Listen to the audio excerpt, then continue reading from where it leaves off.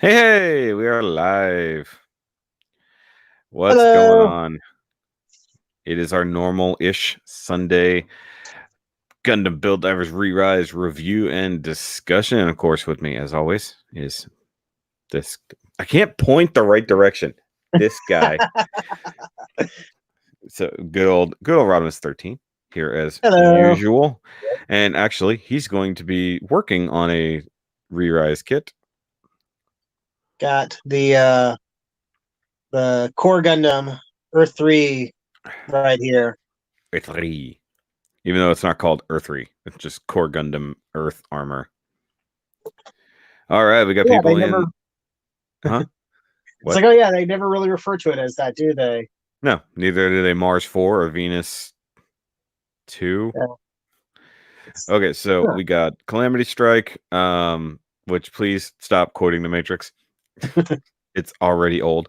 Ryan Walters, Jerry Leal, Rob Milton. What up, Rob? Been a long time since we talked. Midget Gundam. That's not nice. It's just short bodied. It's an SD without being super deformed. It has child proportions. Which I find funny that they have the SDCS version of it coming later. It's like, wait, is it going to be like a tiny version of itself? No, it's just That going to would be be it's just going hilarious. to be a non thing. It'll just be a non thing. So, guys, as usual, we're going to be discussing the new episode in depth. So, if you have not seen it and you don't want to be spoiled, then don't watch. But also the fact that I think I mentioned earlier, I'm streaming. You forgot to turn off notifications because that just buzzed in my ears. I turned off sorry. I turned Mm-hmm. off sound, but it vibrated. That was notification that the stream was starting. And Calamity Strike got put in timeout for not listening to me. Clearly, Uh-oh. he's new to the streams. Sorry, your comments were deleted and things like that won't happen again. Sarah, what's going on? So, literally, if I tell you to stop doing something, please stop doing it. I don't want to actually block anybody, but I will put you in timeout if you don't listen to me. It's my channel, it's my comments. Please be respectful. Senores, what's up? Oh, it's a 5-minute block on this one. That's cool. It's a lowly Gundam. I don't know about that. But either way, like I said before, spoilers are in effect if you haven't watched the episode or if you don't care and you're just coming to hang out with us. Great. We got 8 people watching so far. Hey. Not a bad turnout so far. Not a bad turnout. Usually these get quite a lot of people watching, so it'll be cool. And plus, we have the added ability of it's being shown on my Facebook page. So this is that cool cross streaming ability that StreamYard, couldn't think of anything, does have. But right now they're doing like a 7-day free trial that they just suddenly told me today, hey, you can have a free trial. So it's almost like we need to maximize this while we can. But they're also discounting the this particular option is now down to $16 or something a month. I was like, okay. I mean, if it would pay for itself, if there was a way to, make money off of this in particular, which God knows how long we'll be able to make money off videos anymore. Yeah. And yes, I'm having a beer. Isn't the SD Core Gundam just an S or SDCS without armor? I don't know about that. No, I don't think so. I mean, you've got it right there in your hand. It's not an SDCS, right? It's its own thing. Yeah, it's its own thing. It's entirely its own thing, actually. If you look at the runners for it, there's nothing that's being reused from a previous kit. Yeah. Well, I think he's kind of saying isn't the SD version of it. I don't know. I wouldn't think so. That doesn't seem like it would make that big of a difference. Yeah. And Ryan From what Walters, I've I just realized Core Gundam is just the Barbie of ReRise. seen. Do you mean Barbatos or do you mean Barbie? Because I know a Is lot it of people plays refer dress? to Barbatos as Barbie. I mean, maybe is it Barbie because it dresses up? I guess I don't know. One thing I want to see here. Hold on, I want to make sure that I can see any comments that might come in even from Facebook, because I clicked because when I replied earlier, it replied to both. But if nobody's commenting on Facebook, then that'd be just a random comment that comes up. So yay, if you're watching on Facebook, hi, make a comment. I'll actually be able to see that it comes from Facebook, which is pretty neat. Hello, Facebook people. Yeah, most people are going to be watching it on YouTube anyways. I kind of wish you could stream to Instagram too. That'd be neat. If I had a Twitch, I think that's an option as well. And I'm not an admin in any groups, so I can't stream to any groups, which caused a problem this morning when I wanted to do a giveaway in the Plastic Cannibals group. Barbie, you get accessories and change its outfits. I mean, that's not too different from a lot of other kits that exist. I mean, really, we've already acknowledged the fact that it is basically a Kamen Rider thing. Yeah, pretty much. Maybe that's why I kind of dig it. Yeah. I mean, there's nothing wrong with it. All right, so this episode 7, known as the Battered Crown, which I'm still not entirely certain what it's specifically referring to in that title, but I think a lot of people are going to say that has to do with the crown that's on the Seltsam head, but I think it means other things, to be honest. Well, Kazami kept on referring to himself as leader throughout this and the previous episode. So maybe crown refers to his leadership or something like that. Yeah, perhaps. I don't think there's anything in particular that they're referencing, but I'm sure somebody will be like, no, it's this. And I'll be like, oh, okay. But we start out the episode with Hiroto scanning the field in a very Star Warsy kind of way. Like to me, it seemed like whenever they're looking for the droids in the original Star Wars, and it does a quick pan through and everything like that, and he zooms out and he's got the goggles and he's standing there scanning the field, and nothing's happening. And Kazami calls him basically, and I'm pretty sure he's. Go ahead. I was gonna say, I'm pretty sure he's still looking for that girl or for signs of her or something like that. Yeah, but now that he's in this mission, he literally was just scouting the battlefield ahead of time, because we already know he over prepares for everything. So, really, thank you. He said he'll stop. All right, I was just about to type something along the lines of what RODIMUS says. Okay. But Kazami calls him and basically is, where are you? What are you doing? We got all this to do. And he just talks a bunch of shit like he does, trying to act big as the leader, as it is. And then you get a flashback to, I guess it's a flashback to right before the battle started, a scene we didn't really get. And it was Hiroto discussing with Gojo about Kazami. He basically kind of wants him to keep an eye on him and sort of help him out. And I think it's somebody who said, why me? Why are you asking me? And this also shows that at least Gojo, the leader guy, is still he thinks of Kazami as a friend or something like that. He's looking out after this guy, even though Kazami, kind of screwed over their party. Sounds like probably on several occasions before the series ever began. That's true. But he admits to him that basically Kazami is, as he puts it, struggling still in his own way. Like he's been struggling the whole time, not just as a fighter, but with who he is, obviously, because he keeps saying over and over that this isn't me. He even says it a couple times in this episode, actually shortly thereafter this. But then we get a revelation that most people probably just kind of whoop over their head when Hiroto says, "What am I doing, Eva?"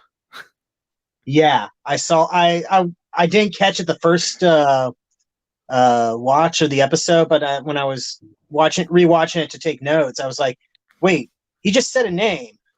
Yeah. So he basically, we're gonna just call it that's the L diver, the girl that he's looking for. But her name was Eve or Eva, as they would say. Kind of like Wally. Eva. I was just thinking that too. And I should go ahead and make that meme. Maybe I'll do that tomorrow. But at the same time, it flashes back to Kazami, who tries to kick a rock and falls down, which I think is basically the entire story of his life. Yeah, I said even gravity has had enough of your shit, Kazami. Yeah, so he falls and has the exact same reaction of "What am I doing?" and like basically showing that our two leaders are on the same page, but from different sides of the book. Like one came at it from one side of the book, one came at it from the other side of the book, and they met at the same page. Like, what am I doing? So they actually had this crossroads of their personalities and the reaction to what's been happening. And of course, we go through the nice intro, which I finally saw what you're talking about, where they don't show May's mobile suit or anything. Yeah, right. It's just her, and her suit is kind of digitizing down the middle or lighting up. That's the only thing I noticed. And yeah, totally not Marion. Yeah, your thumbnail was my reaction to seeing Seltsam in action. Yeah, exactly. I'm pretty proud of how that thumbnail turned out. Yeah. So, guys, if you don't know, basically, I come to him and say, "What should the thumbnail be?" I send him a screenshot and then some dumb picture, and he makes them happen because he's the actual graphic artist over here. And usually within like 5 minutes, he's like, "How about this?" So I had fun, like adding the little particle effects and yeah, that was awesome. Changing the lights on the. It may have been a little harsh on the shadows, but it was fine. Okay, so Jerry said, I said, so her name was actually Eve. Yeah, basically, is what they're saying. That is Eve. Unless he's referring to somebody else we don't know. Yeah. Jerry also said, yeah, that's the assumption that I'm making at this point. Yeah, so don't get too far ahead here, Jerry.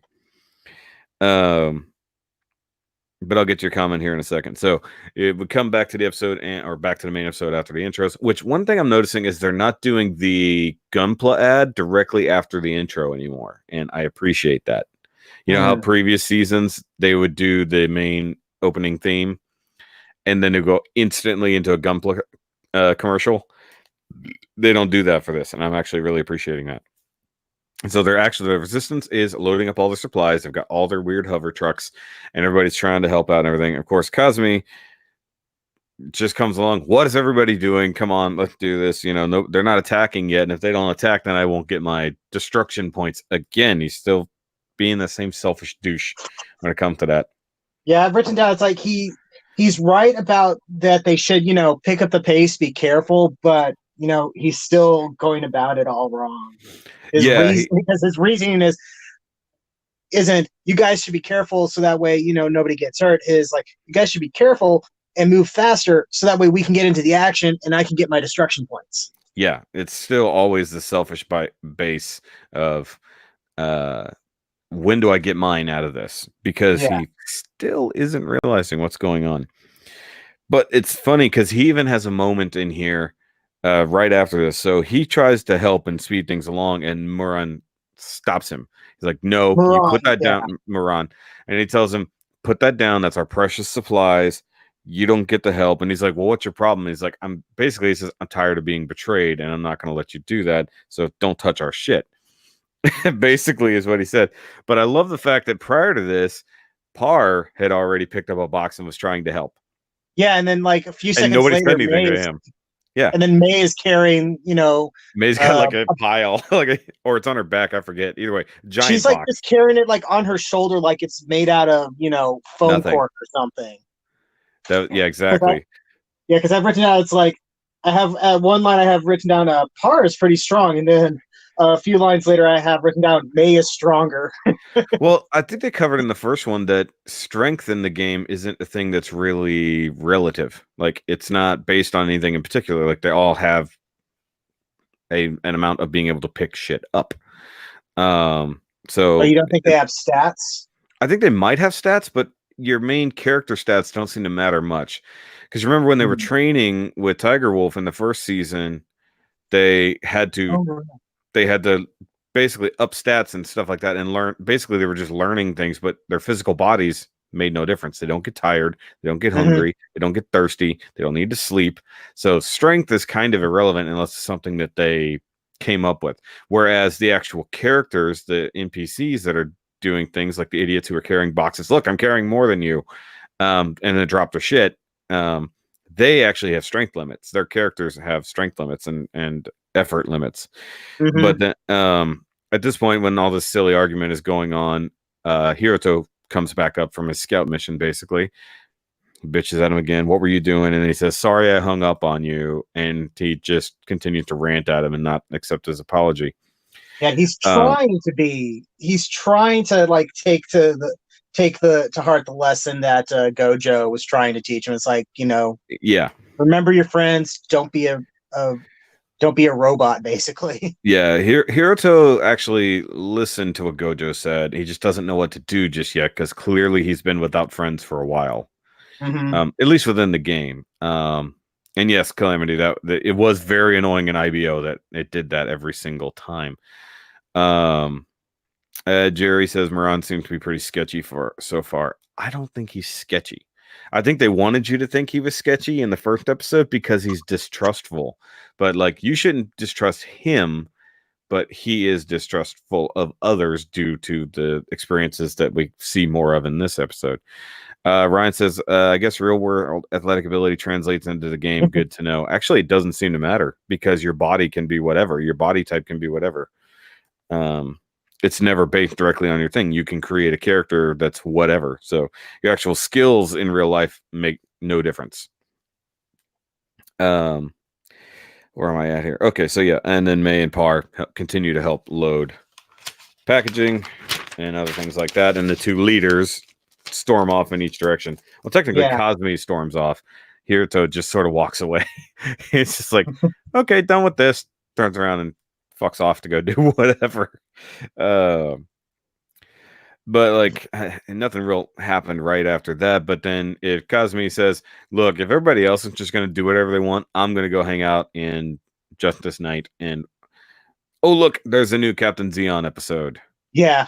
It's like, yeah. I like the fact that he's just like, what am I going to do? Sits in the cockpit and just starts. So here's what's happening. He's sitting in a chair in reality, in a virtual reality machine that's having him sit in a cockpit and watch YouTube videos.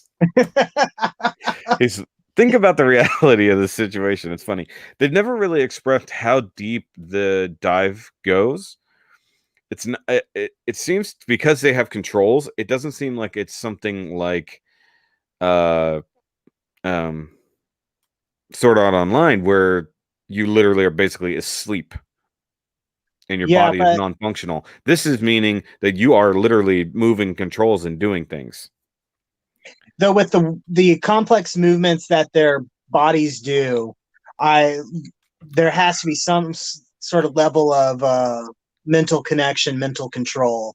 I would think at least there's got to be something in there that matters, and the fact that emotion translates into things that happen, as we've discovered before, emotional breakthrough equals badass. So Hiroto doesn't open up to others, correct? That's some Inception level viewing. Exactly. Kazumi seems to suffer from some of the worst character elements of Vegeta from DBZ and Patrick Colasour. Oh, straight up Patrick Colasour. Yeah. Except for the fact that Patrick, no cameo in this. I bet he did. It's just if there is, that's going to be really hard to find. But usually we should get a Patrick cameo in the outer world, and there was only one episode. There's only the one instance when he's talking to Gojo, so maybe he's in the background. Somebody will have to look. 9/19 on a school night. Aw. All right, but no, you're kind of right in that extra pride thing, except for the fact that Vegeta had skills and Patrick had skills, but were just full of themselves. And Patrick called himself the luckiest whatever, and he truly displayed actual luck as an ability. He was very domino in that. So yeah, because he probably should have been killed several times over, right? Yeah. And the thing about smell and taste also seems to be something really strange. We discussed that like 2 episodes ago, how Par's tail smelled or something like that.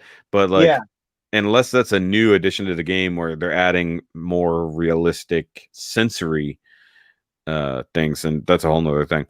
There's Kazumi's old team and stuff like that in season 1.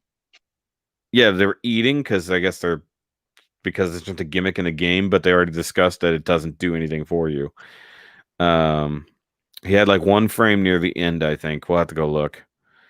And so there's a part where Kazumi's old team, Oh, maybe whenever. Yeah, it could be there. We'll have to go back and look when Kazami's team is talking about him later on in the episode.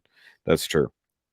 All right, so back to the Captain Zeon episode that opens up with Captain Zeon totally in danger. His Zeon Gundam is being held in the hand of a destroy from good old Seed. Yeah. Possibly customized a little bit. And because Kazami can't see how a hero could ever lose and be cool, he turns the episode off. Because if it looks like he's losing, I'm just going to turn off the game, basically. You know, kind of like me in sports. Oh, my team's losing, turn it off. Usually I'm blaming myself for watching is why they're losing, so I'm trying to benefit them by turning it off. Not because I can't accept that they're losing. Freddy smells like a sheep, which is weird. Cosme knows what sheep smells like. No, he knows what digital sheep smells like, which is even weirder. And also, are there sheep in the game? Like, does livestock exist in this universe? Because if so, somebody needs to have a cow following around their Turn A Gundam. That would be awesome. And then, of course, at the most inopportune time, they get attacked. Who would have ever seen that coming? And they basically got no warning. Like, there was no detection of the enemies coming. There was nothing. So they already knew that this raid was going to happen and it was going to be random. And so they kind of prepared the best they could for this, which, given their previous preparations in the last episode, seems like they didn't prepare anything to help defend on this case. He didn't set up his electro nets afterwards. Yeah, but it's like they didn't set up electro nets, didn't set up any kind of traps to help defend. You know, he could have set up. We already saw that he had the Venus armor flying around. So he could have had that set up in like proximity mode or whatever to scan. And it seems like they did nothing to actually prep. They just went into this knowing what happened last time. But they had a plan because Par and May decided to go ahead and lead the way for the transports. Which Cosme's like, I'm the Vanguard. And everybody basically had a simultaneous, no, you're not. They didn't actually say it, but you could see it on everyone's gunpla as they flew away. But to his credit, he accepts this. Yeah, he did actually accept that that was a thing. The hero losing trope applies always. Take Goku's fight with Jiren. Yeah, we know. Do the horses pilot Funsakai gunpla? That would be interesting. What's up, guys? What's up, Thomas? Other Thomas. I was about to say. Other Thomas. Yeah. And then Hero says, I'll take up the rear. And Kazumi's like, yeah, I know. Like, it's the plan, like doing whatever. And he just jumps off. And he just kind of jumps into battle as best he can. Because he got caught off guard. He got totally shot in the back with a missile. And then Freddy jumps in the truck with Muran. Well, actually, technically, Muran pulls up, opens the door, says, Freddy, get in. So, of course, the last truck is filled with our MacGuffin, being Freddy. Freddy is like the ultimate MacGuffin in this. Yeah. And then as they're rushing down the path, of course, this is where everybody says Muran is sketchy. And he just literally, like, I think he actually I think he turns left in reality and then goes right into the trees. Which, it looks like the vehicle is spinning and then he just goes straight into the trees. And, like, okay, we're just not going to follow the path that everybody's going on. Why? Yeah, he kind of goes initial D sort of. Yeah, he drifts all over the place. And it's a hover truck, which means it can definitely do that.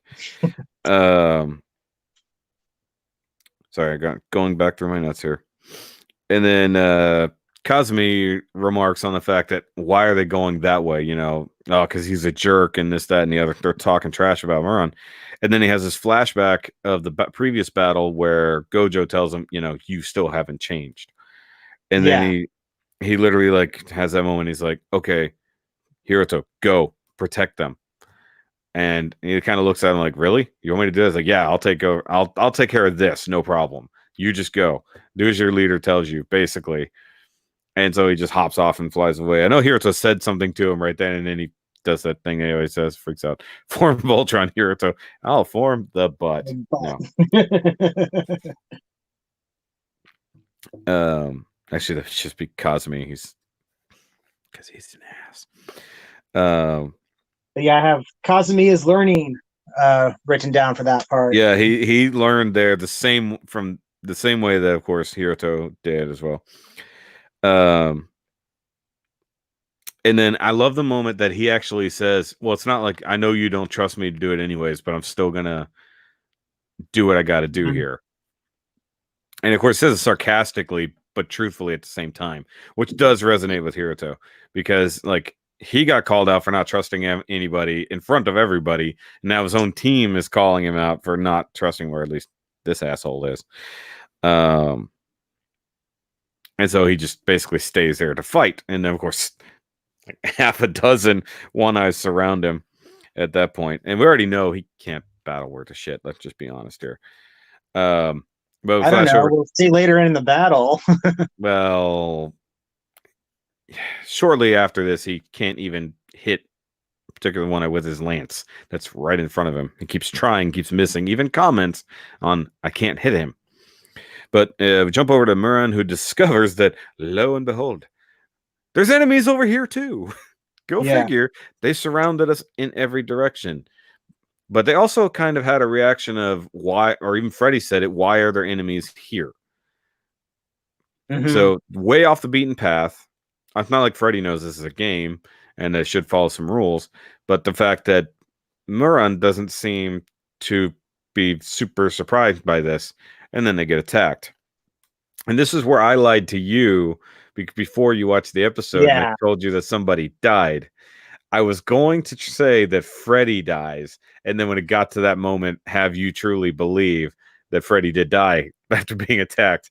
But basically, they get really fucked up, which is amazing that, you know, there was like 3 one-eyes there, and they somehow managed to not kill 2 people on foot. So they were basically standing next to a truck. Um, Plot and armor is a hell of a drug. plot armor is a hell of a drug, which in this case weird because we had the plot armor of the anime itself, but in the plot armor of the mission story, story mission, whatever.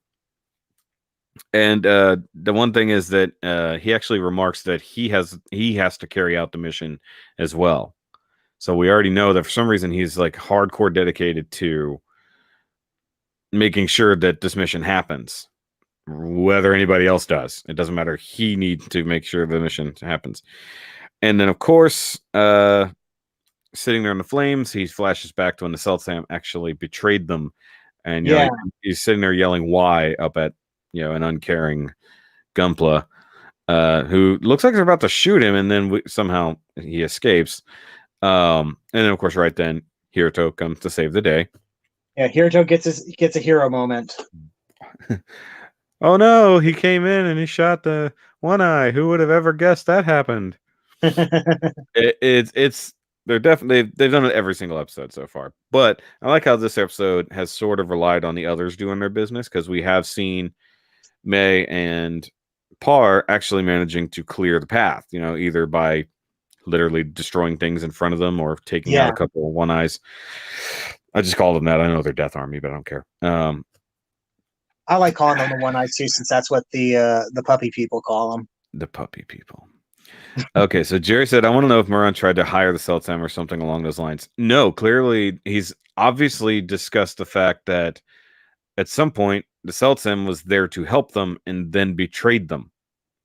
Like, he's already said, like, basically we've already trusted a Gunpla pilot and a Gunpla to help us with our mission in this war, and then that person betrayed us. So hired. Yeah, so it's a player character, I'm guessing, behind behind that, especially since they keep referring to it as a Gunpla, not a mobile suit. Yeah, they well, I think at one point they called it a weird one eye or something like that. Yeah. But then they also referred to it as a Gunpla, which means at least the leaders of the resistance know that it is a Gunpla piloted by somebody, not just this weird faceless army of things. And then we go back to Kazami, who's fighting very poorly, but still fighting. Like he keeps trying. Like he is swinging. He is trying to do whatever. He never tries to shoot them, which I found interesting because we know his lance can shoot like a machine gun. But he basically just says, you know, I really want to win. I really want to be like Captain Zeon. You know, I want to be a hero. And then a new enemy appears, or a wild Pokemon appears. New one on sale now. Bug your parents. Literally. So as soon as right after this episode dropped, of course the listing for the new Daughters As comes out. p-bandai. It is a p-bandai, which who cares? I didn't know it was from Gundam X because I've never seen Gundam X, but it's basically like that universe's version of a gym. So there's endless versions of the Daughters at that point. I'm a fan of the interesting like quad barrel hype mega gun that it uses. I think that's pretty interesting. So if they make that I'm hoping that gets released as its own little weapons kit or part of a weapons kit or something, because that thing was really cool. Yeah. Okay, so that was a jump there. So Carl said he thought that the jump this night would go hyper mode, but nope, just keeps bashing things. Pretty much. Captain All Might. Yeah. It's actually not All Might, but we tried this. He is kind of like that. And since I've actually been, you guys have talked about All Might enough that I started watching My Hero Academia this week. So like I actually actually understand some of the All Might references. Not like I didn't know who All Might was, but now it makes sense. Also like that the Daughters waited for him to finish watching the episode of Captain Zeon. That's kind of true. It did. There was a delay. You're not wrong, Jerry. Okay, so that's only that second page of notes going on. Time for a commercial break. No, I'm just kidding. But basically, he even comments on the fact that it's way too powerful for what it is. Yeah. So it's like he was already struggling to beat the regular one-eye death armies. And then this thing comes out and is so overpowered, like he's just getting his ass kicked. I'm trying to remember if this is the point where he like takes a massive blast and his sword gets destroyed, and his armor starts getting knocked off.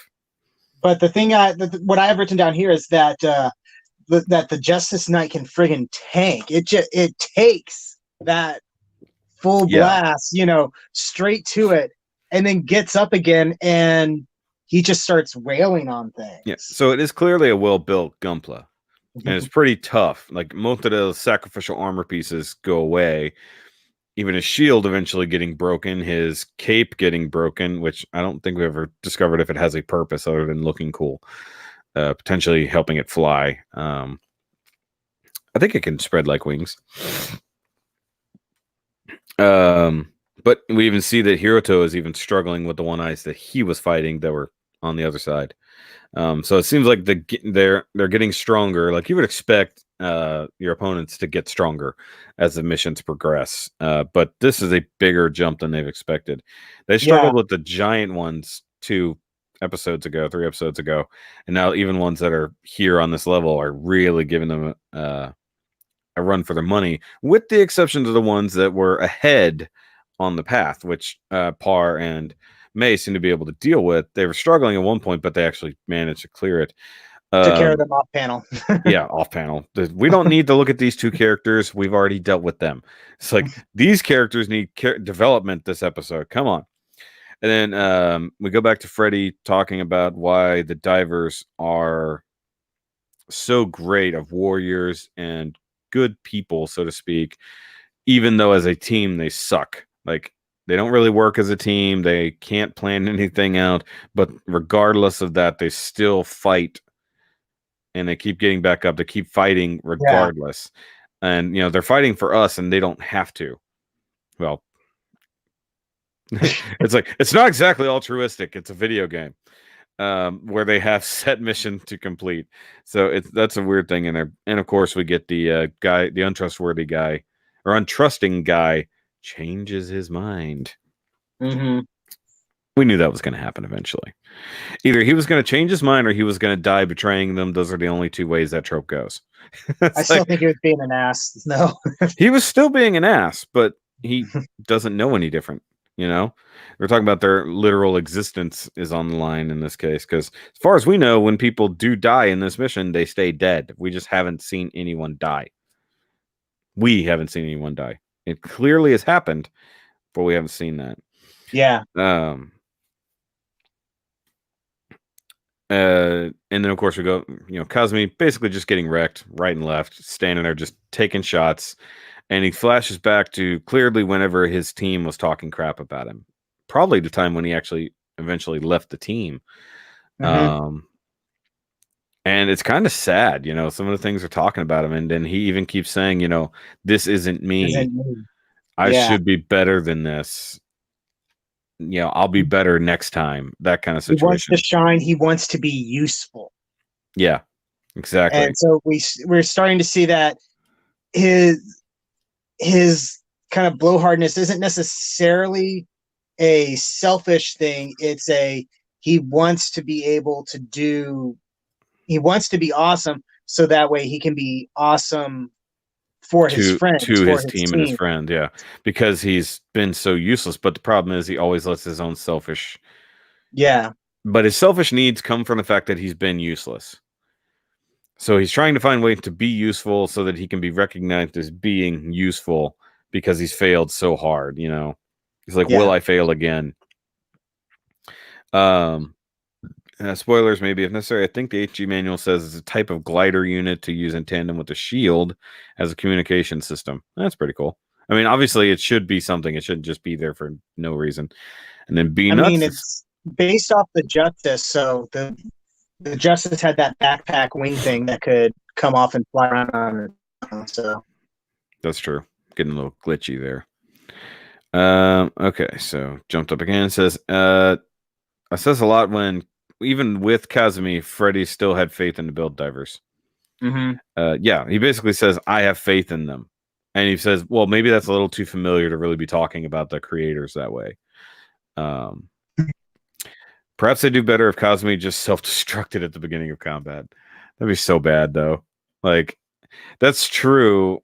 but he's if he not just stayed piloting out a of the wing way or unit. just blew himself up. It's not a wing unit. And he's not Hiro. He doesn't just blow stuff up. In my opinion, the worst thing about Kazami's attitude is that he treats everything as a game that can be done over if it's failed, but the quest could be a one-off per player. That's true. And it's not a game. Yeah. Everyone's obviously an intelligent electronic valculant. Oh, sorry. This scrolled while I was reading, so I was like, what? Electronic life form in the sky. Yeah. I want to see Justice Knight right atop the Valculander. Yeah, we haven't gotten there yet for some reason. I think that would be fun. Have him riding the dragon. That would be cool. But of course, the plot convenience of this one blast turns on his screen again and goes back to the last thing he was watching because that's exactly how it works. Video. Deus Ex G2 video. And of course, he sees that even though Captain Zeon got shot like point blank with like giant mega cannon, he gets back up and actually wrote this down. And he said, the bad guy who's attacking him says, why do you keep doing this? Why bother? Why get back up every time? And he says, I cannot lie to myself. As long as the flame of the Gunpla spirit burns in my heart, I will rise again and again. And of course, the words that, turn everything around, or the come to Jesus moment, as I predicted 3 episodes ago. Of course, in this case, it's come to Zeon. Come to Captain Zeon moment. I like how he kind of appears behind him, like he's talking directly to him.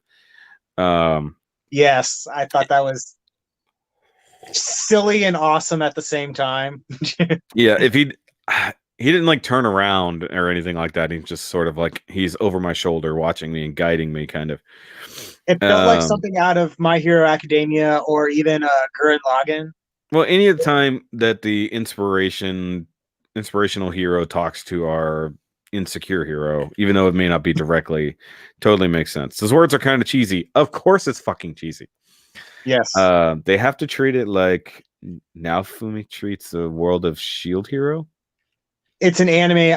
I know of it, but I've never watched it. Never heard of it. Okay, it's meant to be. Captain Zeon is cheese, more cheese master than Yuki. Yeah. And it's kind of like All Might. Yes, we've already made the establishment that he's like All Might. But we also researched the fact that it's not actually All Might voice actor. It's actually the same voice actor as oh shoot, what was his name? The Rommel. The captain from season 1. Rommel. I'm gonna keep saying it. Rommel.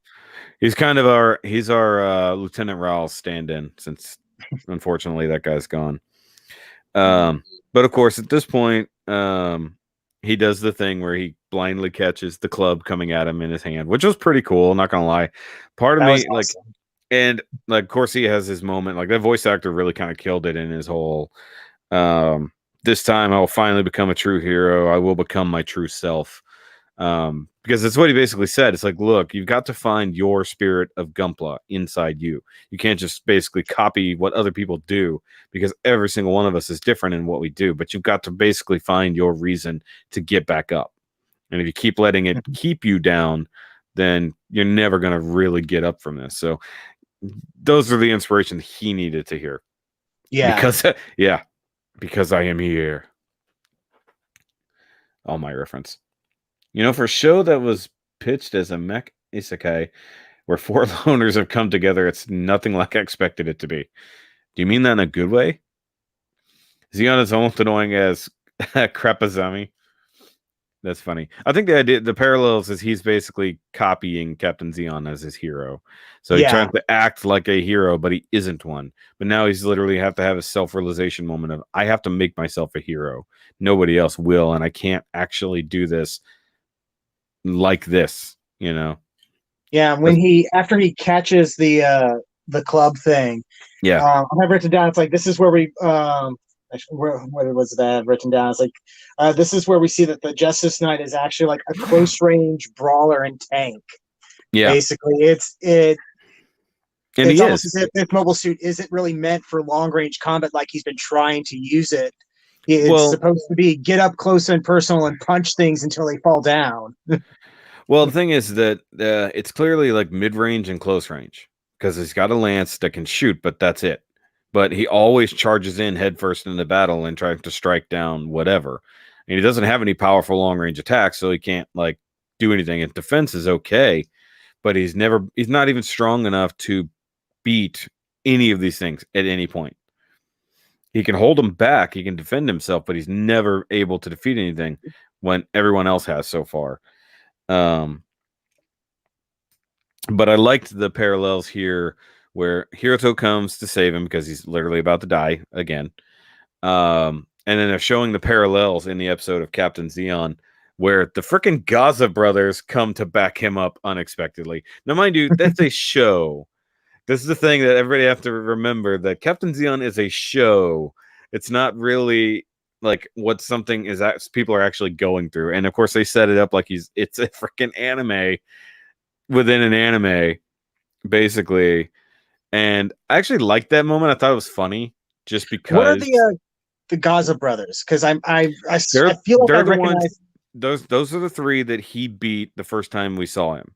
The ones who were right. So now they came in to defend, fair play and whatever he says. So they came in to back him up, and basically, sorry we're late, Captain. Of course, not like he knew they were coming to help him. It's like, sorry we're late, and he's just like, and he does the hero smile thing where the help shows up, and then it is such an anime trope fest, and I kind of love it. Yeah, and I don't think we actually saw the end to that battle because it didn't matter. We just assume that they did win, but also shows to Kazami that even though like he's Captain Zeon is not always winning 100% of the time in the battle, he'll be face down or whatever, but because of who he is, he'll get back up and he'll fight until he can't fight anymore.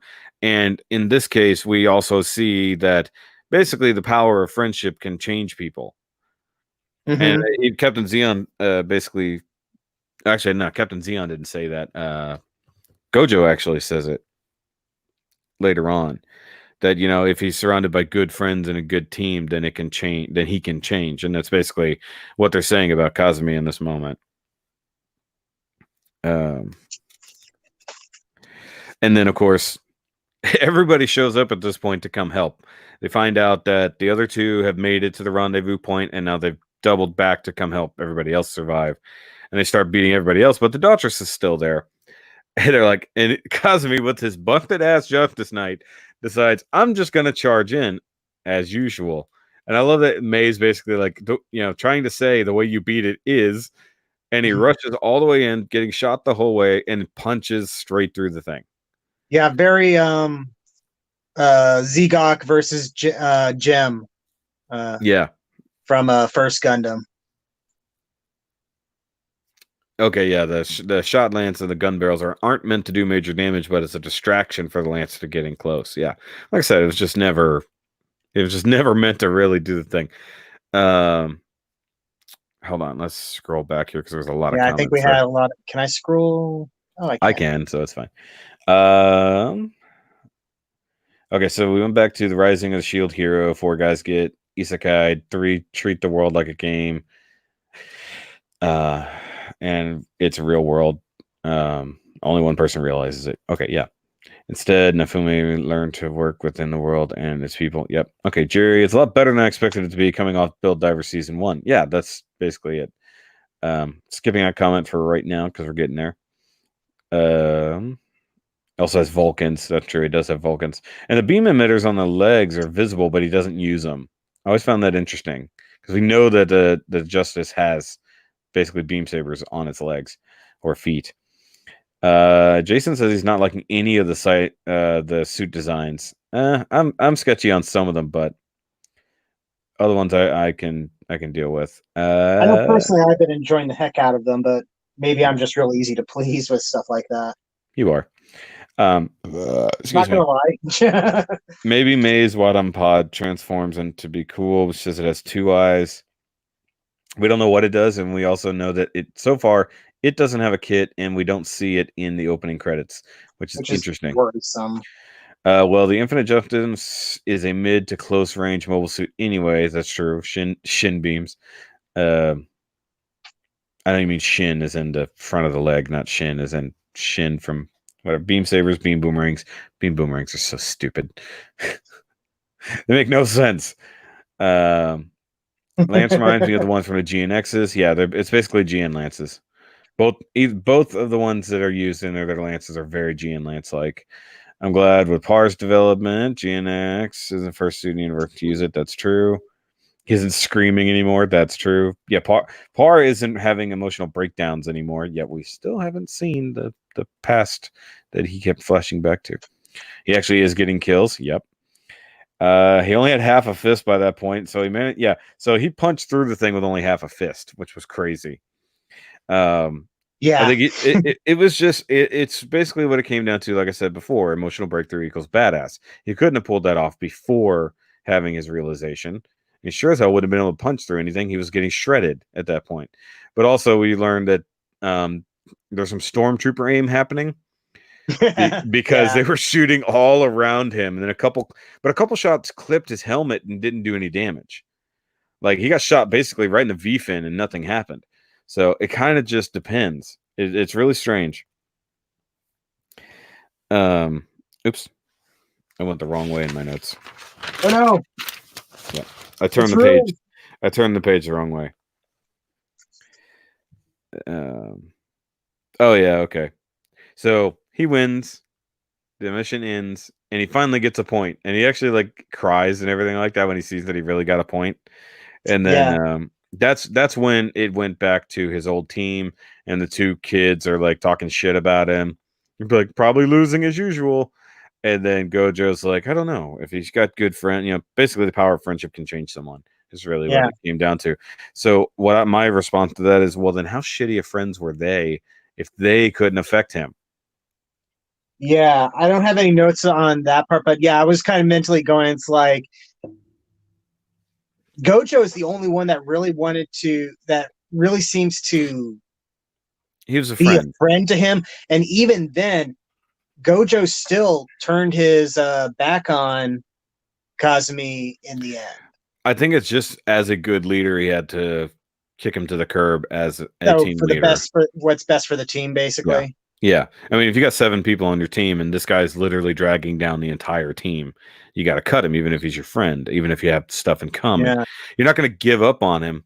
You just know that he's bad for the business. But I always said it's like how shitty of friends were them if they couldn't change him. But they also had the more kid-like reaction to his actions. You suck, get out of here. Why do you keep doing this? Instead of trying to have some understanding. Yeah, he was always in the wrong as well, but he also didn't have anybody to help guide him the right direction. And he had the wrong understanding of the hero he was emulating, which only got worse over time. And then, of course, you get the obligatory everybody praising him yet shitting on him at the same time, and I love that. Yeah. I love the It's like fact that Par isn't great with compliments. it May was is a little all bit better. it was all backhanded compliments, kind of. It was either backhanded compliments or forehanded insults. I can't tell.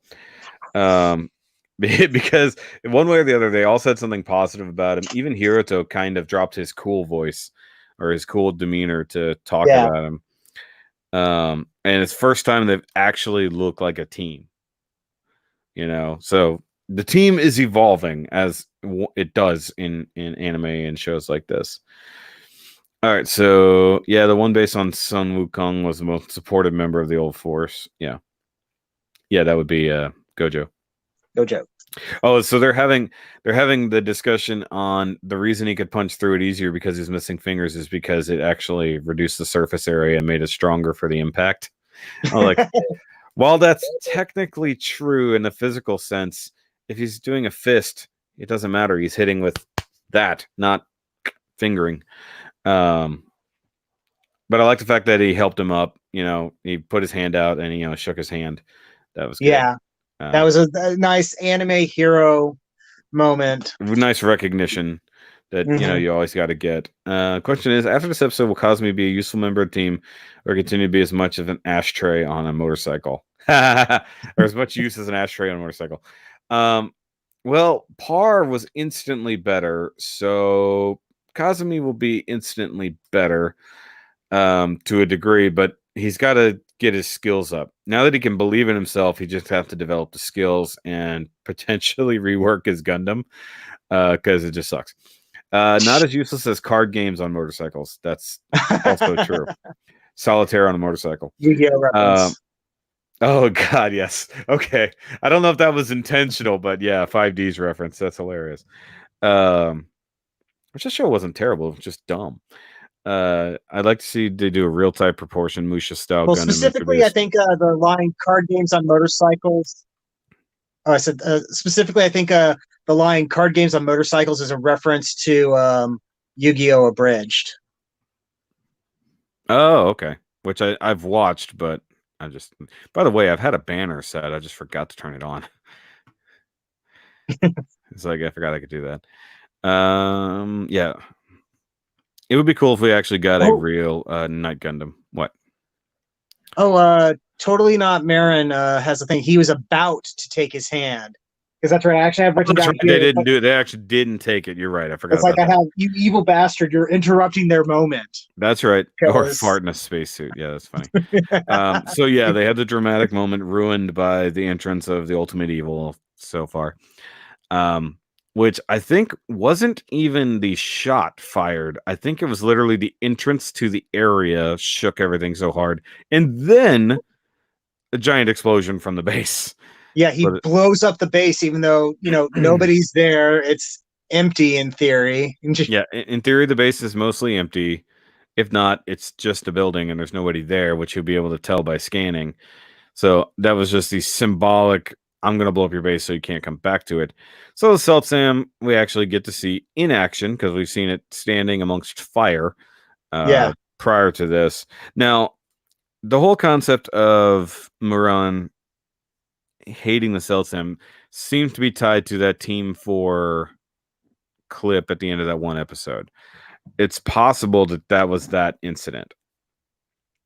If you remember the first time we see Seltsam standing there, it may have been that particular incident. I'm just bringing that up now. So yeah. What else is there to say other than they get completely owned by this thing? They try really, really hard. We even get to see them do some new tricks, and then they just get. They're lucky they survived. They threw everything at it, and it made no difference. I mean, in the case of the core Gundam, literally throwing everything at it to be able to not die. He sacrifices the Earth and Venus armors. Yeah, so I guess they'll get better. Yeah, see, that's the thing we talked about the other day. The get better aspect, because the game does allow you to heal your Gunpla or repair parts even within the game. It's not like he literally lost the parts, So we got to see what kind of ramifications there are for that. But the idea that he charges in, Hiroto sees it and charges in completely unaware. He totally goes full Kazami on this. Yeah, Like because he goes he full has this Mika. look. He has Yeah. this look on his face that says, "Not to me." It's like, "Not you, not again." And then he goes ape shit. So I'm pretty sure he's seen this Gunpla before. He knows what it's about. I really don't think it is. I really don't think that it's that. I think it was literally like, don't wreck this for me. Like, because he's there to find Eve. He's looking for Eve, and now this evil person / Gunpla is in this universe or in this world that he's searching, and he's actually growing to love. And also, you know how he feels about things getting destroyed in this world. So to literally see a large chunk of this world get destroyed all of a sudden, he would freak the fuck out. But he charges in not knowing anything about this enemy. Yeah. Other than he wiped out a base in a single shot, which he's capable of doing. But then he gets repelled by a single swing of the lance. Didn't get hit, just the air. Yeah, I've noticed that too. That was kind of like, oh no. Yeah. Chocolate teapot. All right, so after episode 14, Seltsam is out of here, probably. Just his presence. They had the tingling moment of the presence, like when he kind of came in, like he was diving down. He kind of went, he had that moment. B-Nuts, who else thinks Seltsam is piloted by an evil Yuki? No. That would be hilarious, but I doubt it. No. It's not Riku's style either. So it couldn't, I don't think it's anybody we've seen. But it's on the level. I could maybe see them having it be like a mind control version of the oh, sorry, what was that? I said this person is on the level of the champion. You know, one swing kill situation on even high levels, you know. Yeah. And this is somebody I could see it being like a mind control version of the champion, or what was the main character's name last season? Riku. That's what they were talking about. Riku, yeah, or maybe him. I mean, the idea that it's either somebody that somebody that Hiroto knows, or it is a previous build diver, or maybe they're going to go full on Digimon, and all our previous heroes have been converted to evil for this season, and our new heroes have to battle them to free them from the darkness. I could see that potentially. God, that trope has been done so much. I don't want it to be that. I'm just going to be honest. I could easily see them doing it, but then we're also thinking that Riku has gotten that fucking good. But I would think that it would have to be something 00 related if it was that case. I wouldn't see him just having a Seltsam thing lying around, Mark III style. Seltsam is Mark 5. Mark 3. Yeah, no, Mark 5. Mark 5 is a Psycho Gundam essentially. It's a small, compact, cooler looking Psycho Gundam. But owned with style. But yeah, basically knocked everybody back with just swinging the lance. And then, of course, we get Valkylander merging its two guns together. Yeah. We never saw it use the guns in the first place. Not really. And then all of a sudden he can put them together to make Hyper Mega Bazooka because it's based off the Astray Type F, which they still don't reference at all in the show. Yeah, they don't mention it all. They mentioned the Gunnylander or whatever. Gundalander. Which I've actually looked up what the Gunlander looks like. I'm like, it's a Viking SD is really what it is. Yeah, it doesn't really bear that many references between the two, except maybe the shield. Yeah, exactly. It's just a heavily modified Gundlander. Hey, also, I noticed we got a like somewhere. I also noticed in this episode that on Facebook. Yeah, I'm sure it was doing it before, but the Valkylander has GN particles coming off of it when it's moving around, when it's jetting around. Oh, I didn't notice. I'm gonna have to look at it again. Because it has the little green particles flying off of its wings when it's jetting forward in its mobile suit mode. Okay, I'm gonna have to check that out then. Hold on. I gotta scroll back because you guys were talking. Beam struggle was cool. I would not call that a beam struggle. That was not a struggle. That was that an was attempted beam that was struggle. a heavy dude. Which okay, let's talk about that just real quick. So, the core Gundam fuses. It does a partial armor swap. I forgot what he called it. But Limited change or something limited like that. change. Yeah, limited change. So he uses the backpack and weapons from Venus with the Earth's guns, and basically makes all the heavy weaponry in one shot for him. So those two things combined, just shoot at the thing. It fires off a beam, if you could call it that.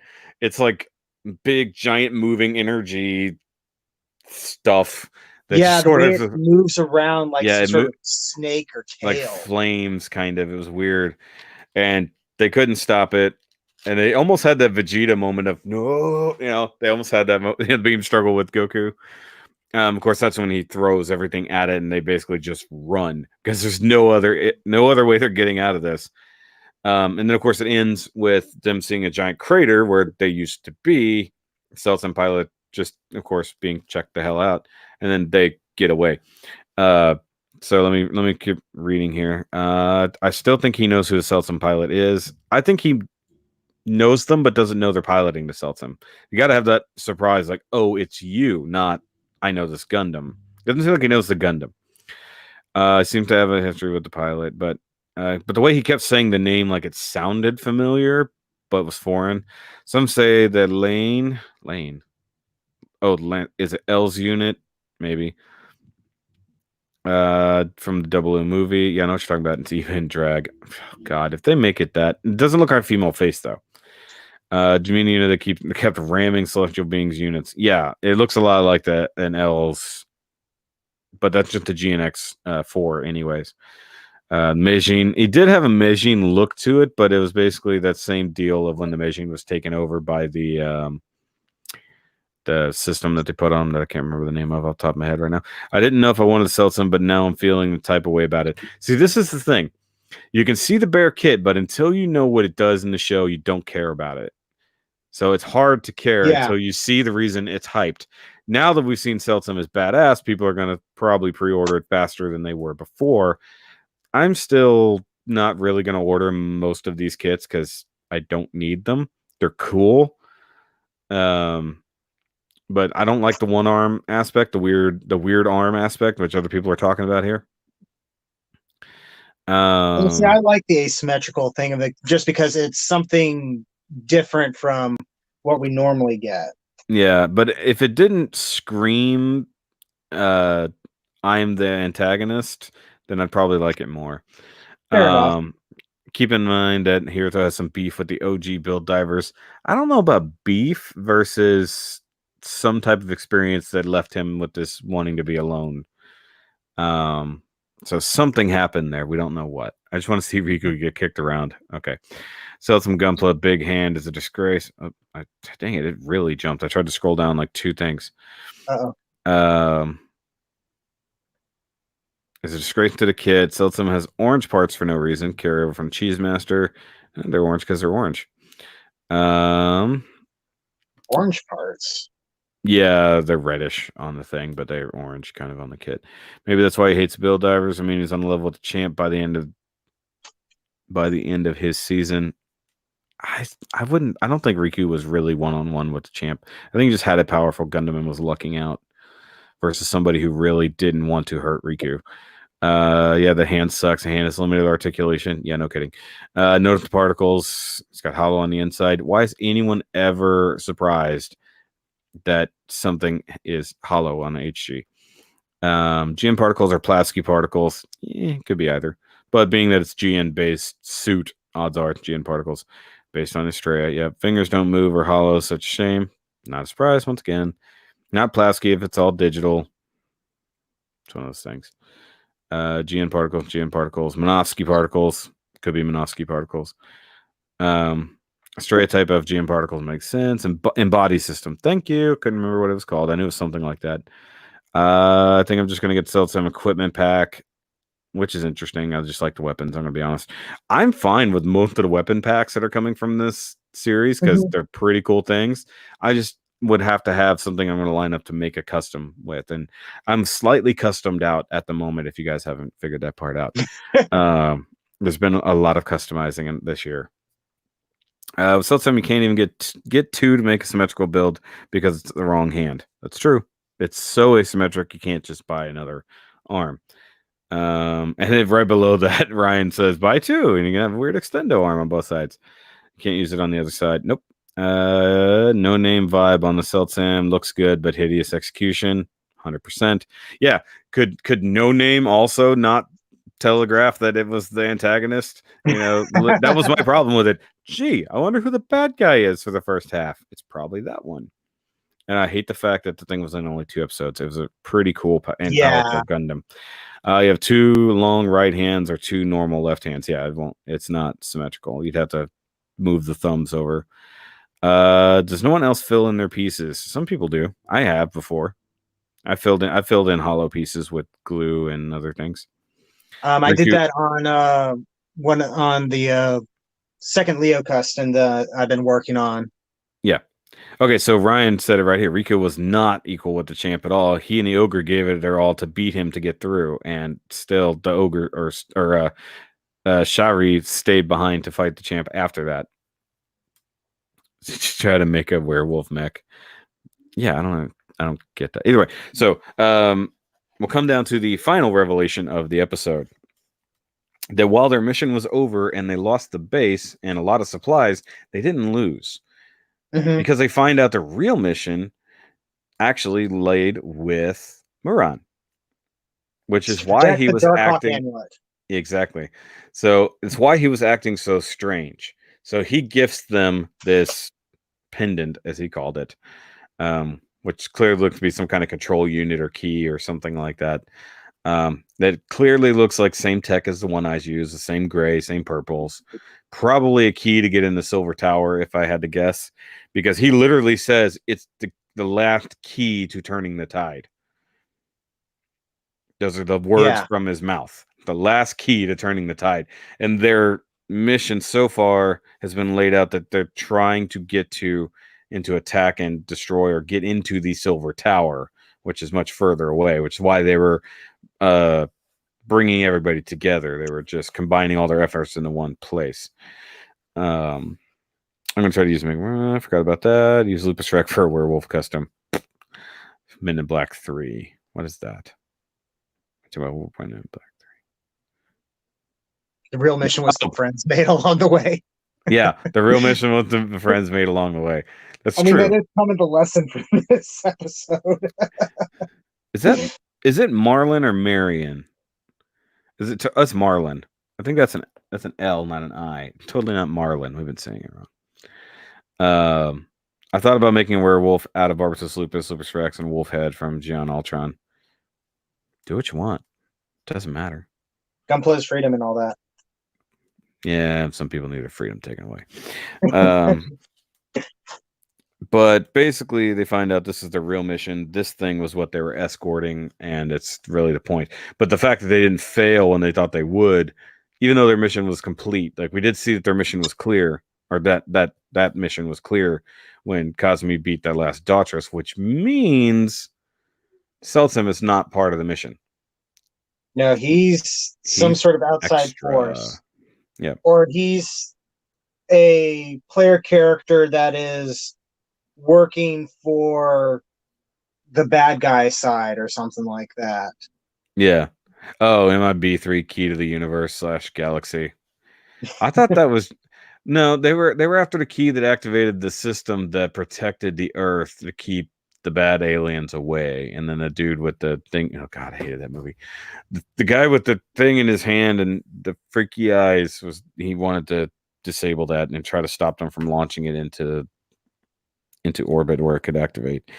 But basically we're left with the preview for next week, which is clearly the upgrade not do much episode.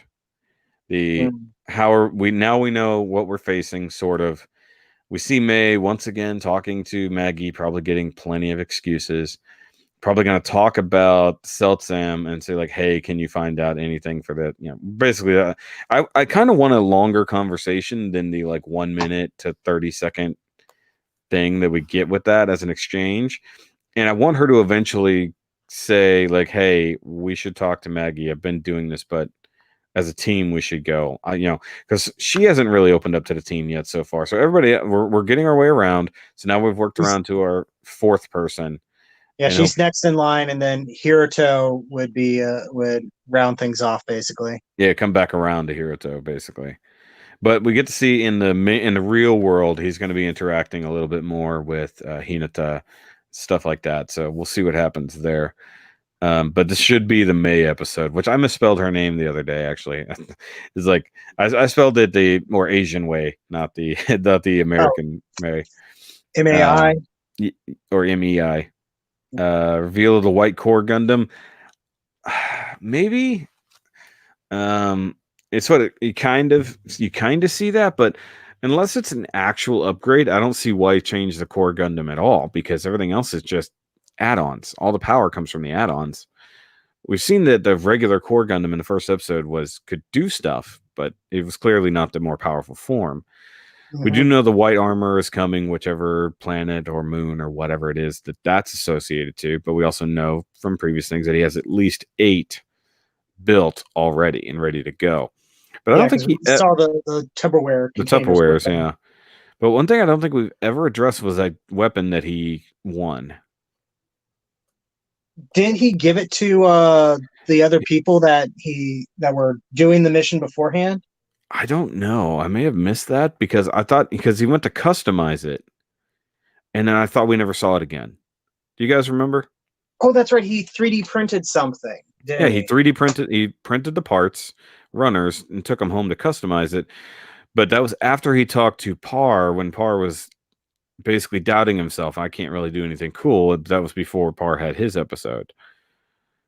But I feel like he said he used it for the V2, but I don't think he did. V2's weapons were already there. He said, okay, so it was used in the V2 weapons. Okay, but we never got to see the loadout prior to that, so that's why I was confused. Everybody's saying... Well, supposedly... It says the main gun on the backpack. He said he used it on the V2. He used it on the V2. I think it was like one of the big guns that was added to the V2. Because if I remember correctly, a point of contention with some people with the future releases of the core Gundam is that you get the Gundam and the armor, but the extra weapons that you see it use are actually a add-on part or add-on pack. So you have to get that as well if you want to have the full thing. See, this is where, like, if they don't say something in the episode, then it's just like, what the heck? Like, to me, I never heard from the weapon ever again, but of course V2 was the next thing that they showed, but he also has never made a thing about it. The Mars was shown to be important. It was teased the episode before, and then we saw why it was important when it was a strong, close-range weapon where he could switch. That's when we first found out he could switch armors. And then the V2 just was there the next episode when they needed it, and you never saw a difference between equipment. It said like he was still working on it, but that's where I just got it. If they don't specifically say, hey, I added the gun to this new equipment, then it's left open in my interpretation. It's not just... But we never saw a difference between what the V2 had and didn't have, unless he never completed it before and he was finishing it in this aspect with that gun, which would be fine. I just want it to be more obvious. If I've watched the episode a couple times to do this and I'm asking the question, then obviously it wasn't completely obvious. V2 is useless. V2 is a heavy weapons set, but V2's been fairly handy because he had it not necessarily as an armor, but he had that thing flying around as a support unit. Yeah, that one time and was making good use of it. And then if it weren't for the fact that he was going up against, first baddie appearance, I have plot armor, so you can't do anything to me. The blast from the V2's weapons system probably would have vaporized any other normal contestant. Yeah.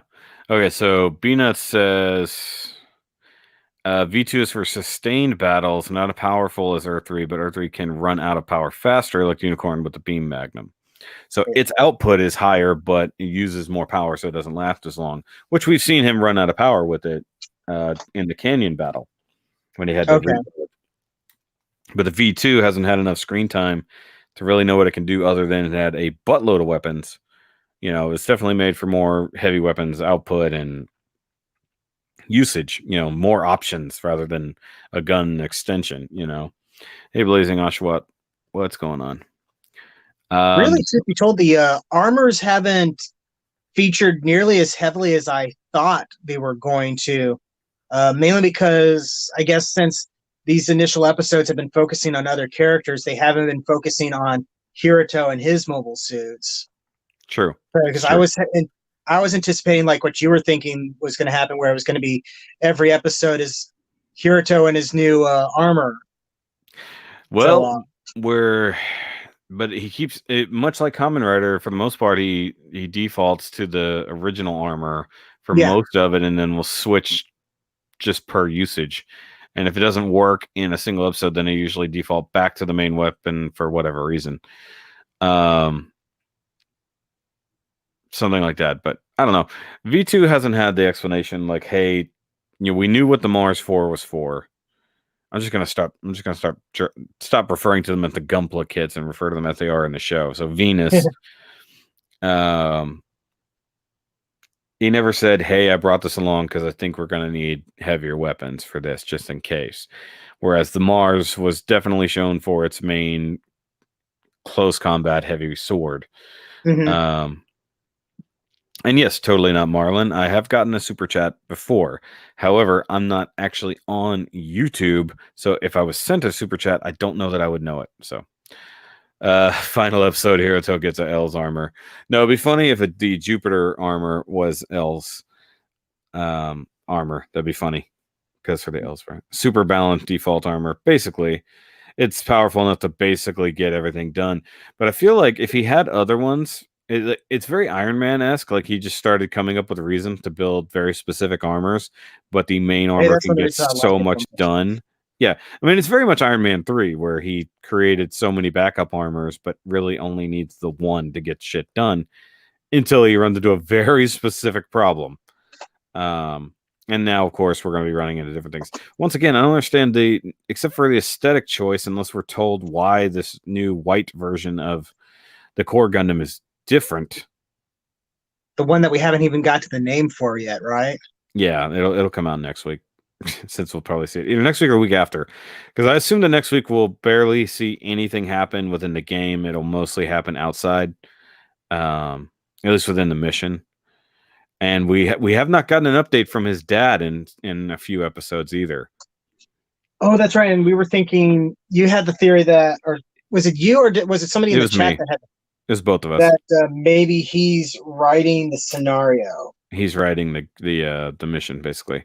Basically, Earth-3 can run out of ammo while V2 has big guns and loads faster and lasts longer. Probably. It's meant to sustain battle. It has more weapon options so that you're not using a single weapon that can run out of ammo quickly. But a high output weapon with limited ammo makes sense. Oh, hey, totally not Marlon sent me some money. Cool. I appreciate that. Oh. I'm surprised it showed up on this one. So this thing really does tie into things. I appreciate that. That's very, very kind of you. I don't have anything to offer in return for the money. Definitely. Actually, the only super chats I've gotten was like from my buddy David, who sent me $2, and then from my buddy Ryan, who sent me 99 cents for some reason. It's like, here's 99 cents. Look at my comment. I can see your comment. It's not like there's dozens going by. We only got 12 people watching. Though we'll say I really like this. I like StreamYards as an option. This is actually very nice.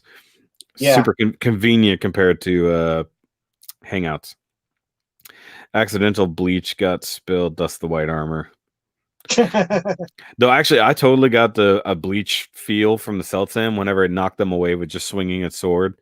And, you know, I got a post or end of the Fullbring saga, whenever he gets his powers back and he attacks Ginjo, and he's like, that was not a Getsuga Tensho, that was just me swinging my sword. You know. You're talking foreign to me. I watched Bleach when it first came out, and I stopped watching just before they rescued Rukia from. Oh my god, you've missed a lot. Yeah, because it got licensed. I was watching fan subs. I was doing the good anime fan thing, and I was gonna wait for the official release for stuff, and then just never picked it up. And then later, I was like, oh, maybe I'll check out Bleach. I'll probably have to start over from the beginning. How many episodes does it have? Oh, 200 some odd. Well, hey, less than it should. How many episodes does that have? Oh, it hasn't stopped yet. It hasn't stopped in 17 years. No, that's not possible. That means I'm old. Well, it stopped briefly for Boruto to pick up the slack, but it's still going. All right, so I was reading. Not gonna lie, I was busy building the real great Freedom Gundam that came on YouTube solid stream. That's sad to me. Valkylander seems like it'll be a decent support unit. Yeah, especially after it gets its Rex upgrade. It's Avalanche Rex upgrades that are coming. So that's gonna be cool when it comes out. I feel like Valkylander is gonna end up looking like was it Draco, whatever from what is that damn show? We throw the little ball, it turns into the creature, not Pokemon. You know what I'm talking about? I feel like I should. They just came back out with it again. It's in all the stores. Why am I not thinking of it? I'm blanking. Sorry, dude. Where it's a little ball, you throw it, it unrolls into the character. Oh, Bakugan. Bakugan, yeah. So basically, how was it? Draco? You're talking about Bakugan, right? Yeah. So how he kept evolving as a Bakugan, yes. 5 people said Bakugan. I watched the original series, so it's like I should have remembered that. But basically, how the main dragon just kept upgrading, but looking mostly the same details until the end. I feel like that's Valkylander until it gets completely wasted, or we find out why it's so important. Rob said, I think my castmates are having a monthly visitor. He was having a fire in the show chat for his show that's going to be coming on soon? ? Never finished the Bleach anime, right? Nope. They stopped at the they stopped after the Fullbring arc, right before the 1,000-year Blood War arc, which was one of the best ones they've done. Bleach really didn't get its fair share at its end, and it's terrible because they were rushing Kubo to finish out the manga. He wasn't done with the story. The manga got shortchanged. The characters got shortchanged. The anime got shortchanged. It was really bad. I've heard that the ending for Bleach is not great. It's god awful. I was so another depressed. Reason why I haven't decided to try to go back and rewatch, because I was like, do I really want to go through all that just to be disappointed at the very end? Well, the anime is fine as long as you just don't know what's supposed to happen afterwards. Now, so there's more story afterwards? Oh, yeah. There's like 150 chapters after the anime ends. Oh, wow. Yeah. It's like it's like I don't want to spoil anything for you, but like reading the manga, there's a lot of filler that the manga doesn't do usually, which was the other problem, that Kubo was having to rush to get things done. He kept getting sick repeatedly, so he was having to miss issues and things like that. And where his art style developed over the years to where he actually was drawing more details of stuff, he had to go back to his old thing of basically backgrounds and stuff didn't matter, spent more time on the main character, on the thing. Big sweeping full page issue just to fill space and not waste time drawing out smaller panels. And really, Bleach just got super shortchanged at the end. And while some really cool stuff happened and some really good explanations came along, the end of it was so bad that like it kind of ruined the series. It really, honestly, the fact that he couldn't go back and redo it and actually finish it out properly kind of makes me sad. And in fact, like I really wish it could get picked up by another studio could finish the anime properly and finish the story properly. Like, It was sort of like a Brotherhood like thing. yeah, but continue the story because the story didn't finish. Whereas Brotherhood followed what the manga did versus what the anime did, which is fine. But having the manga cut short and having the anime cut short was silly. Because I get why they didn't want to do. I know we're totally on a different show now. Given what happens in the 1,000-Year Blood War arc, it's berserk level violence. And I don't know if they really wanted to deal with that again. Bleach anime never ending was Aizen's plan all along, kind of. Kubo was forced to extend the Aizen arc far beyond the intention. That's true. Yeah, Aizen, the initial Aizen storyline went on for like half of Bleach. And still sort of carried on all the way to the end in a way. But I mean, there's a lot of things I liked about the ending where they went with things, but they also kept doing that thing where we got to find a reason for our all-powerful hero to be weak again.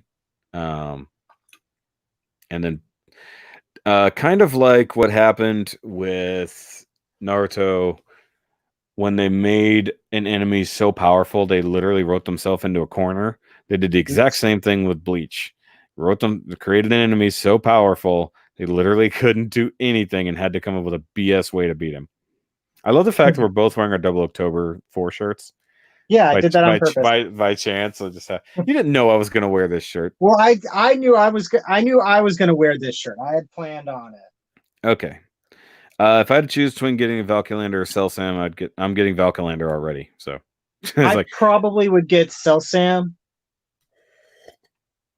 There we go. I think if I had to choose between the two, I think I'd like the Seltsam design a little bit more than Valkylander. Yeah.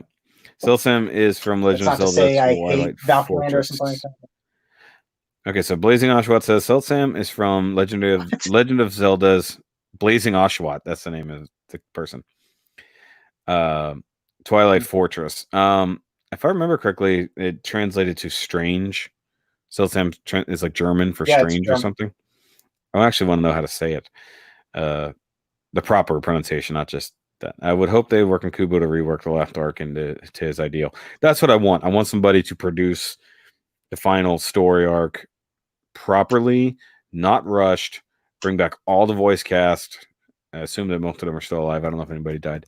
But I can never get all the way through Bleach. I just think they let it run too long. I love people who say things run too long.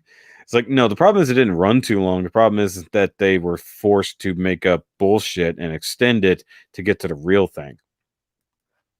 So when you mean it ran too long, you mean that the pacing dropped off at some point and you lost interest. Every story kind of does that. Because if you keep going at one pace, you get burned out at the rapid pace. So you got to have some slow down moments. But then again, we have the exact opposite problem with Attack on Titan. There's not enough. There's never enough of Attack on Titan, and it's annoying. Yes, just found out Seltsam is German for strange. Yep. So you got to wonder if it's a German pilot. Because we know this game is worldwide. Could be. Customize Seltsam into Yosemite Sam. Oh my god. Japan likes to throw German words into everything, though. Unless you're Bleach, in which case it's mostly Spanish until the 1,000-Year Blood War arc, which actually brought in a shit ton of German. Vifin is his mustache. Oh, to make him Yosemite Sam. Gotcha. Okay. That's hilarious. Detective Conan runs too long. That's yeah. That's a good point. No, I think nobody can say that something runs too long and not mention One Piece. That's still going, isn't it? Manga and anime. Both still going. It was going before Naruto. Because I remember it's been on for about 20 years. Because I remember my friend of mine when I was in college was telling me that Naruto was going to be the show to take down One Piece or to knock it down a peg or something like that. and it almost was. In its high point, it actually was surpassing One Piece in story and interest. So basically, turn him into a turn A. That's hilarious. Um, the problem with Naruto is that it was ruined by the filler. Some of the filler was good. Even in Shippuden, some of the filler was good. But you run into that issue that they just start running into each other. But what I found amusing with Boruto, the anime, the movie, and the manga all took different directions at the same point. Really? All the same source, all ended up doing things slightly different. Because I thought the movie was just going to be what I haven't watched any of it, but I thought the movie was just sort of like the pilot, effectively for It was. the. So the Boruto movie, I forget which came first, the manga or the movie. I think it might have been the manga, and then the movie came out shortly thereafter. One preceded the other, but not by much. But then the manga, so the movie takes place really far in. The manga starts much further back. Okay, so we see Boruto much younger. Not much younger, but in time span, it's like the difference of like 6 months, 8 months, maybe longer. So a lot of stuff happens between the inception point of the manga and the inception point of the movie and the inception point of the series, all which had completely different stories to tell before they reached the same point. So by the time the manga and the anime reached the point of the movie stuff, they did it different. It was crazy. Now, the movie looked phenomenal, but then they altered the design in the anime to match what they did in the manga. So that's what it was. Movie came first, then manga, then anime, in that order, and they all took a very different amount of time to get to where they go. They all had different missions that they went along, different time spans, no time skip in some areas, some filling in the time skip, giving just more BS side missions after getting the headband, stuff like that. So the anime is taking a much longer time to do things, but they're making a logical story that the manga skips and the movie doesn't address because it's a very short amount of time. But the animation for the same scenes between the movie and the anime is so much nicer. It's really cool. When a ninja pulls his own version of a colony drop, you know you've reached the point of absurdity. He's not wrong, but that's where they ran into the overpowered enemy problem, because they made Madara so powerful that nobody could beat him for any particular reason. Then they had to write a kind of BS, but made sense in the story way to beat him. But then introduced an even more powerful villain directly after that shouldn't have had a way to beat him. They find the way to do that. And then they continue that on into Boruto, which even more powerful villains than that.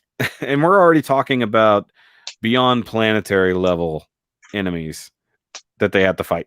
So it's crazy. But okay, so I've been seeing some spoilers for the anime. I've not been keeping up with Boruto, the anime or manga, for quite some time. They lost me at the Chocho guarding the TV star arc. I just couldn't with that at all, because that's when the filler where they're starting to follow individual characters for a little while. That was bullshit. I didn't want to watch it, so I quit watching it then. And now I started seeing spoilers, and I have no idea what the hell's going on, but they're showing different generations of people interacting with each other, and I'm like, I don't know what's happening now. I think I'm going to stop before I spoil things. It's like, and that's just clicking through my normal YouTube suggestions. That's kind of how I've been with like with just Naruto stuff in general. Even before Boruto started up, I'm like, it's like, oh yeah, and this character died, but he got better, and now this guy can turn into this giant thing, and all this stuff is happening, and yeah. Oh, and you should see this fight scene with this guy and this guy. I know they were enemies before, but now, and I'm like, When So, did all of this? Oh, that's so right. There's 700 some odd episodes I haven't watched. yeah. All right, guys. So, I mean, I was making the assumption that it was time travel. However,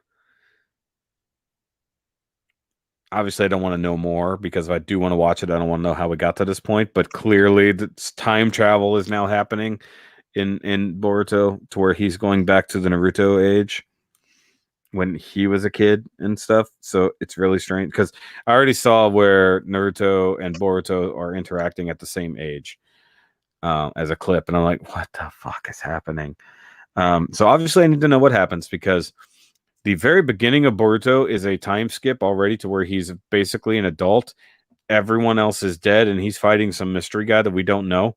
And he activates an eye we've never seen before. Like, what the hell is going on? And then it goes back. Hey, we're graduating from Ninja Academy. Oh, so they do like the Gurren Lagann thing? Kind of, but what they did the same thing that Shippuden did, where it jumps way ahead. So when Shippuden started, they jump to where they're looking for Sasuke and they find him, and then a small fight breaks out, and then it stops and it goes back to the beginning of the actual story. So we're like, how long until that happens? And it was literally like 65 episodes. We eventually got back to that point. So they introduced a series with a hell of a teaser that we all want to see due to where Naruto left off. So, but then Boruto, which has no bearing on anything unless you've seen Naruto the Last, which just leaves off with him getting married and stuff like that. He's not quite an adult yet. And then it jumps to everyone's dead. This is Naruto's son. The village is destroyed. What the heck is happening? And then you jump back to when he's a little kid going through the academy and stuff again. You're like, okay, how long till we get to that point? And now we have time travel. So we really don't know how long we have until we get to that point. So I have to see what's going on. Kaguya was capable of space-time jutsu. That's true. That's very blurry.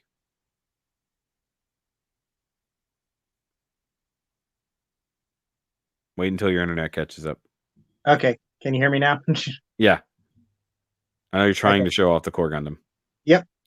Itty bitty core that way, yeah. He is very tiny.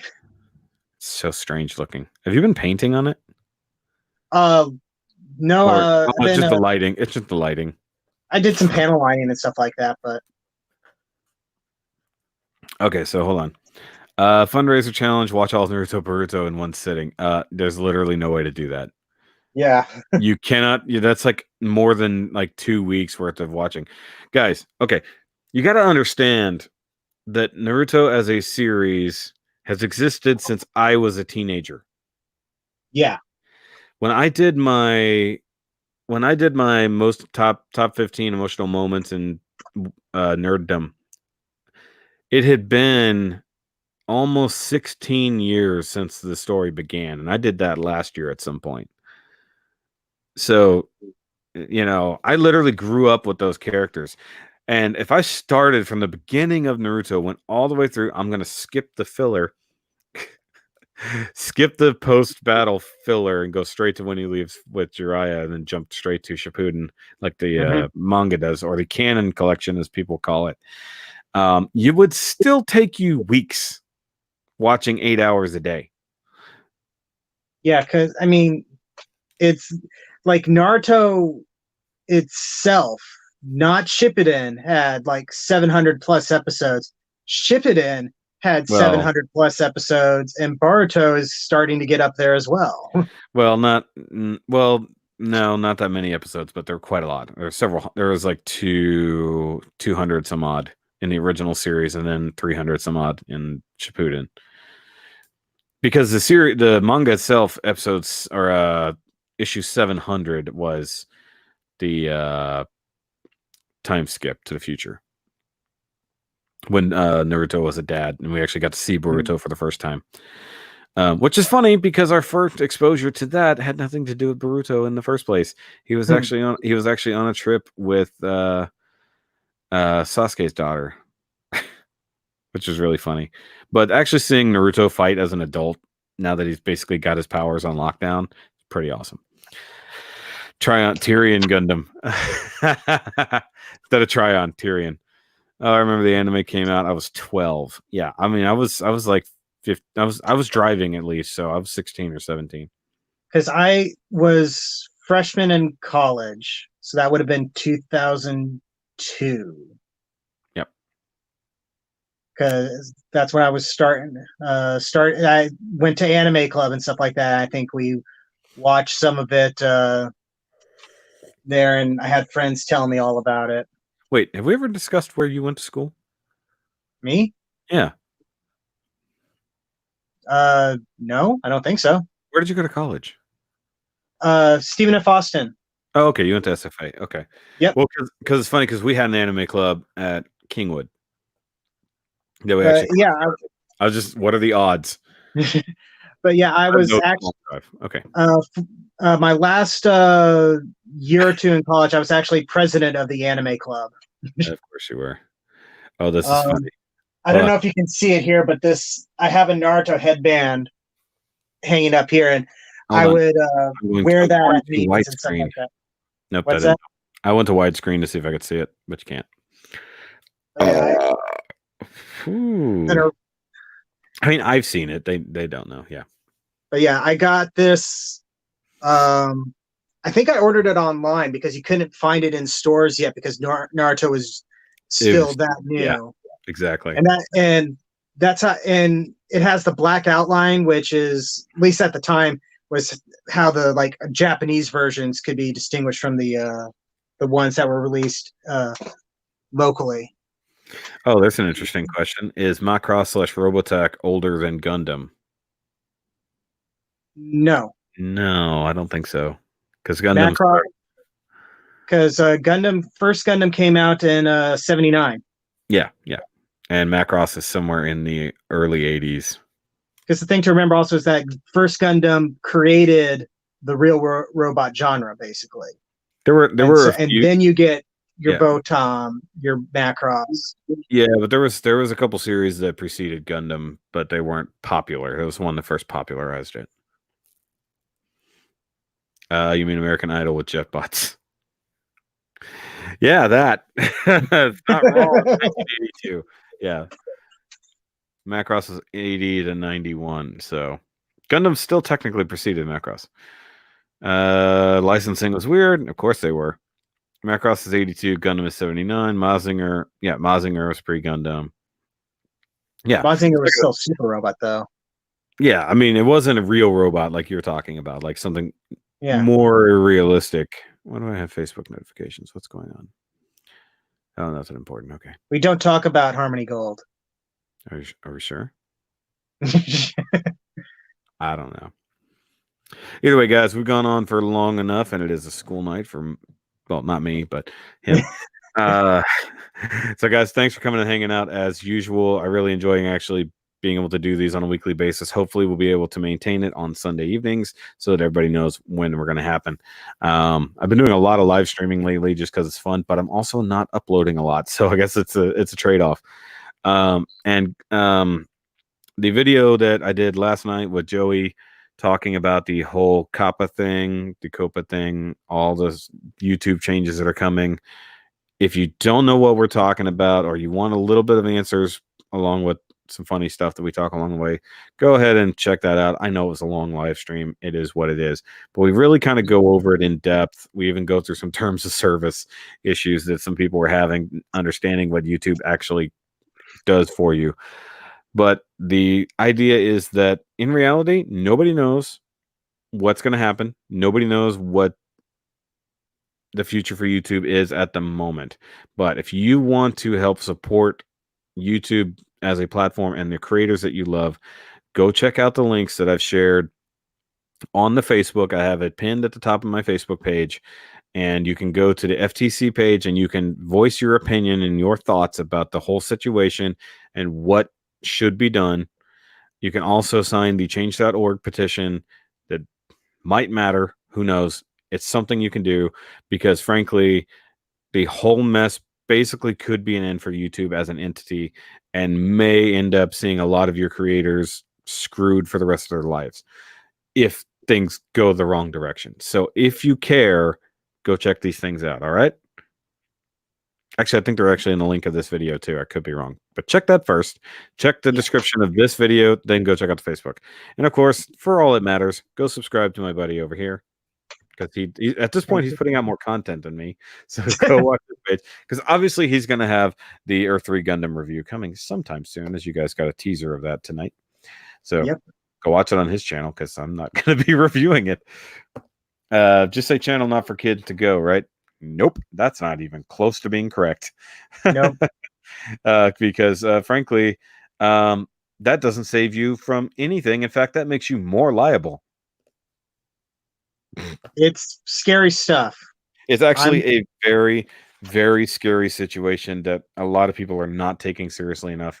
And the main issue is that there's not enough information, and the people who will be judging you based on your content have no clue how to do it, because it's never been done before in history.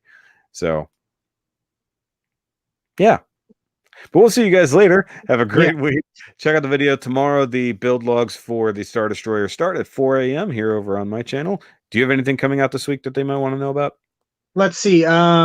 Monday I have I finally have my review for Alita, for Power of the Primes Alita 1, and the Generation Selects Lancer coming out, so along with the combined form for all the fembots. And Friday, if I'm remembering my schedule correctly, is the unboxing of the Perfect Grade Exia. I'm finally starting all that. Yeah, so he's got till the end of the year to finish his Perfect Grade Exia Lighting Edition. No, not Lighting Edition, but he has the lighting kit. I do have the lighting kit. I remember I almost didn't include that in the unboxing. Yes, that would have been interesting. Wait, where did the lighting come from? Magic. Yeah, so actually I have to finish editing build logs and actually review my Star Destroyer. However, that will require me getting a different color sheet to review on. So changes. Ooh. We'll see you guys later. Remember, as always, keep on nerding. What? Your evil version has taken over or something? No, it just means I'm done reviewing light-colored things on a white background and dealing with the fucking exposure problems. It's not done. It's a situational thing. Either way, guys, so remember, as always, keep on nerding, keep on building, and let's keep building this community and making it a safe place to have a community, and go invade his shelf space. Yes. So, bye, guys. Wait, now I have to double hit in broadcast. 1, 2.